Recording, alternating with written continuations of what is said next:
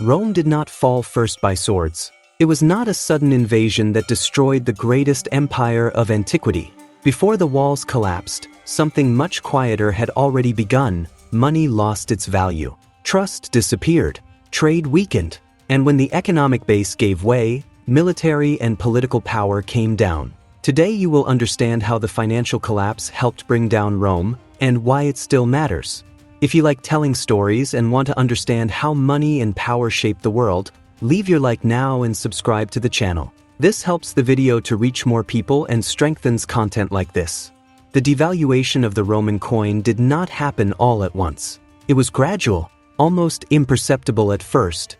During the reign of Nero in the 1st century, the silver content of the denarius began to be reduced. Officially, the coin still had the same value, but in practice, it contained less silver than before. This allowed the government to mint more coins with the same amount of metal. It was a quick fix to cover rising expenses, especially military, and the expenses only increased. The empire needed to sustain legions spread over thousands of miles. It needed to fund military campaigns, infrastructure, bureaucracy, and grain distribution for the urban population. Decreasing the purity of the coins seemed like a technical adjustment, but technical adjustments, when repeated for decades, become structural problems.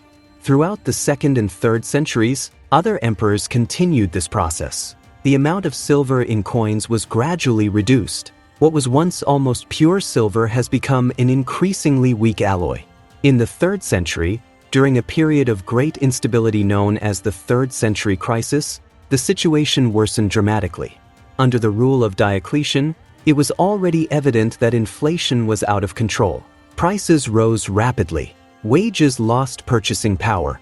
When there is more money circulating but less real value behind it, prices tend to rise. This is not unique to Rome. It is a basic economic principle.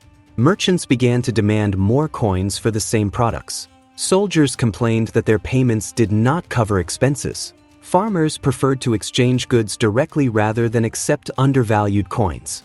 Trust, the unseen element that underpins any economy, has begun to break down. And when trust fades, the system begins to fail. The government tried to react. In 301 AD, the Maximum Price Edict was published, an attempt to control inflation by imposing limits on the amounts charged for goods and services. But controlling prices by force does not solve the problem of currency devaluation. Many traders simply stopped selling. Goods disappeared from markets. Trade became more difficult. The economy began to shrink. Every new attempt to correct the effects ended up attacking the symptoms, not the cause. And the cause was clear. The currency no longer represented stable value. What started as an emergency solution has become a spiral that is difficult to control. Meanwhile, at the borders, external threats grew. German peoples pressed territories. The empire needed a strong army.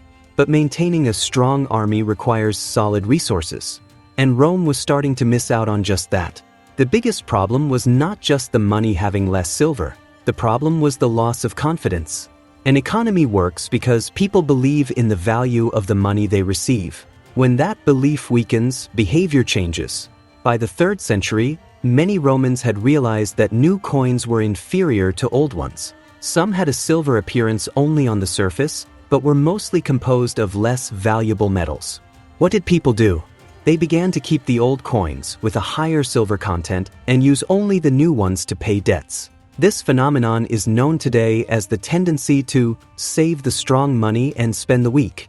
This further reduced the circulation of better quality coins. At the same time, traders were increasing prices to compensate for the loss of value. The cost of food rose. Transport became more expensive. Purchasing power has fallen. Soldiers, who depended on fixed wages, began to demand increases. After all, the payment that previously supported their families was no longer sufficient. To maintain the army's loyalty, the emperors granted wage increases. But these increases were paid for with increasingly devalued currencies. It was a difficult cycle to break. With less confidence in the currency, some regions began to rely more on direct exchanges. Distance trade decreased. The economy has become more local. This weakened the economic integration that had been one of the great forces of the Roman Empire. Large cities depended on food transported from other regions. When the trading system weakened, supplies became more unstable. In addition, tax collection became more complicated. If the currency lost value quickly, the government needed to charge more to maintain the same level of real revenue. This increased the pressure on farmers and traders. Many small landowners could not keep up with this rising tax burden. Some abandoned their land. Others sought protection from large landowners, further reducing the state's tax base. Meanwhile, infighting for power made the political landscape unstable. Emperors were often replaced by coups or military revolts. Each new ruler needed to ensure quick support, often offering extra payments to the troops. More expenses, more currency issuance, less stability. The empire was still vast. It still had armies. It still had grand cities. But its economic base was fragile. And when the base weakens, political and military structures begin to depend on an increasingly delicate balance. Rome still seemed powerful on the outside. But inside, the financial system was under heavy pressure. In the 4th century, the Roman Empire still existed. There were still armies, laws, emperors, and great cities. But the structure was no longer the same as in previous centuries. The economy was more rigid. Social mobility decreased. The tax burden increased. To ensure stable collection, the government began to levy taxes mainly on commodities such as grain and other agricultural goods, because currency was no longer reliable enough in several regions. This shows something important. When money loses stability, the state itself seeks alternatives. At the same time, maintaining the borders became increasingly expensive. Germanic peoples pressed the northern and western regions. The empire needed well-paid and well-equipped soldiers. But paying soldiers with devalued currency required ever larger amounts. This constant financial pressure weakened the government's responsiveness. The empire was also divided administratively to facilitate management. At the end of the 4th century, after the death of Theodosius I, the territory was definitively separated into two parts: Western Roman Empire and Eastern Roman Empire. The eastern part, centered in Constantinople, maintained greater economic and administrative stability. Already, the West has faced deeper difficulties. The West's fiscal base was more fragile. German people's invasions and migrations became more intense. The already weakened economy struggled to sustain effective armies. Cities in the West began to lose importance. International trade decreased. Urban life shrank in several regions. It was not a single event that brought down Rome. It was a combination of factors: external military pressure, internal political instability, and an economic base weakened by decades of currency devaluation and loss of confidence.